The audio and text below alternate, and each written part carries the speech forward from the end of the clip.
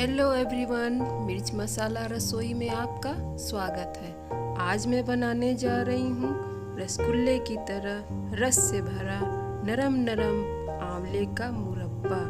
ये मुरब्बा खाने में बहुत ही टेस्टी होता है और छोटे बच्चे से लेकर बड़े और बूढ़ों को भी बहुत पसंद आता है। दोस्तों, आंवला सेहत के लिए बहुत ही गुणकारी होता है, इसलिए सभी को आंवला किसी न किसी रूप में ज़रूर खाना चाहिए।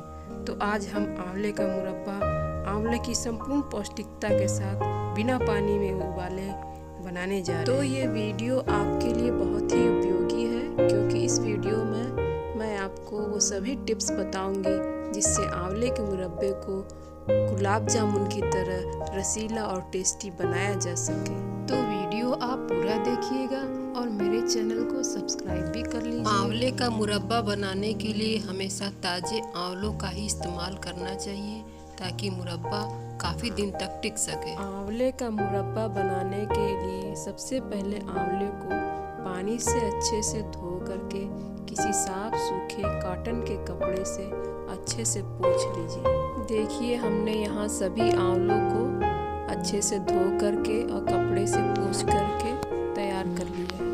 हमने आंवलों का वजन किया है। आंवले हमारे 471 ग्राम हैं, पूरे आधा किलो नहीं है, थोड़ा सा कम है। अब आंवले को फोक की सहायता से चारों तरफ से छेद दीजिए। फ्रेंड्स, आंवले को केवल ऊपर ऊपर से नहीं छेदना है, आंवले को गुठली के पास तक गहरा गहरा अपनी उंगलियों को बचाते हुए बहुत ही सावधानी से छेदना है। आप आंवले को चकले के ऊपर रखकर आसानी से छेद सकते हैं। फ्रेंड्स, आंवले गहरे गहरे छिदे रहेंगे तभी मुरब्बा रसगुल्ले की तरह रसीला बनेगा। इसी विधि से हमने सारे ही आंवले को चारों तरफ से अच्छे से छेद करके तैयार कर लिया है। मुरब्बा बनाने के लिए हम आंवले को पानी में नहीं उबालेंगे, क्योंकि पानी में उबालने से आंवले के काफ़ी पोषक तत्व तो पानी में ही रह जाते हैं। हम आंवले को कुकर में स्टीम करके पकाएंगे। हमने यहाँ पर स्टील का कुकर लिया है और इसमें थोड़ा सा पानी डाल दिया है। अब इसके ऊपर कुकर के साथ मिलने वाली स्टील की ही जाली है, जाली को कुकर में रख दीजिए और उसके ऊपर गुदे हुए सारे आंवलों को डाल दीजिए। आप चाहें तो स्टील की कढ़ाई या स्टील का कोई भगोना ले करके उसके ऊपर स्टील की जाली रख करके आंवलों को भाप में ढक करके पका सकते हैं। अब कुकर को मीडियम फ्लेम पर गैस पर रख दीजिए। कुकर के ढक्कन को बंद कर दीजिए और जब कुकर 3 सीटी दे तो गैस को बंद कर दीजिए। कुकर की 3 सीटी के बाद हमने गैस को बंद कर दिया और आंवलों को 15-20 मिनट तक कुकर में ही रहने दिया ताकि आंवले अच्छे से पक जाए। 15-20 मिनट बाद कुकर की सीटी को उठाकर भाप को चेक कर लीजिए। भाप अब पूरी तरह से अपने आप कुकर से निकल चुका है। अब ढक्कन को खोलकर आंवलों को चेक कर लीजिए। देखिए, आंवले अच्छे से सॉफ्ट हो गए हैं और फटे भी नहीं हैं।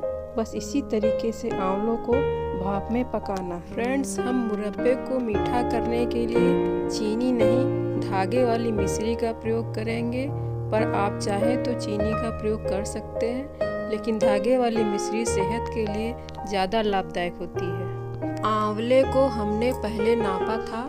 आंवले हमारे 470 ग्राम हैं और अब मिश्री को नाप लेते हैं। मिश्री भी हमारी 470 ग्राम है। दोस्तों, आंवला जितना ग्राम रहेगा उतनी ही ग्राम मिश्री भी होनी चाहिए।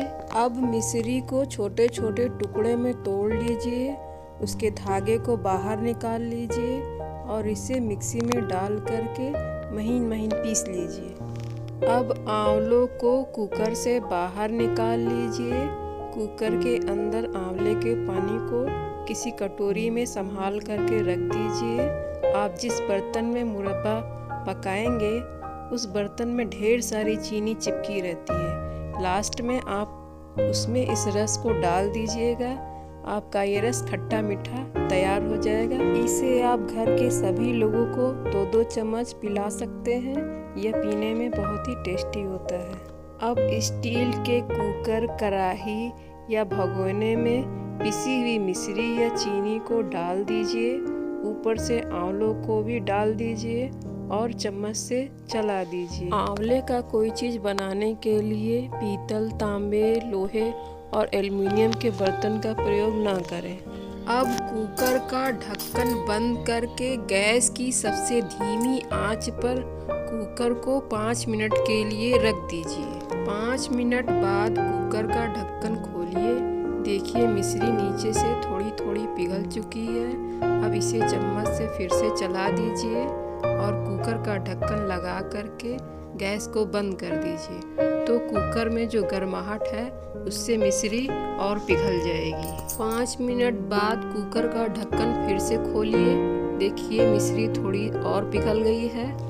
आंवलों को चम्मच से अच्छे से चला दीजिए और कुकर का ढक्कन बंद करके कुकर को धीमी आंच पर 5 मिनट के लिए रख दीजिए।